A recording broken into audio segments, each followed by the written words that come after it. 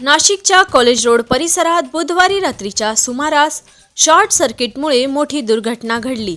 BYK college समोर असलेल्या 6 दुकानांना भीषण आग लागली। या दुर्घटनेत शहरातील प्रसिद्ध छोटू वडापाव दुकानासह जवळपास अर्धा डझन छोटी दुकाने जळून खाक झाली। ही घटना बुधवारी रात्री 10 वाजेच्या सुमारास घडली। आग इतकी भयंकर होती की बघता बघता आगीच्या ज्वाळांनी रौद्र रूप धारण केले। स्थानिक नागरिकांनी आग विझवण्याचा प्रयत्न केला, मात्र आग नियंत्रणाबाहेर जात असल्याचे पाहून तात्काळ अग्निशमन दलाला माहिती देण्यात आली। अग्निशमन दलाच्या 3 गाड्यांनी घटनास्थळी धाव घेतली। जवानांना आगीवर नियंत्रण मिळवण्यात यश आले। प्राथमिक तपासात आग लावण्याचे कारण शॉर्ट सर्किट असल्याचे सांगण्यात येत आहे। या अग्निकांडात सर्व दुकानांचे मोठे आर्थिक नुकसान झाले आहे।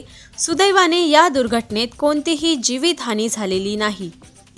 RB न्यूजसाठी मलिक शेख, मोखाडा।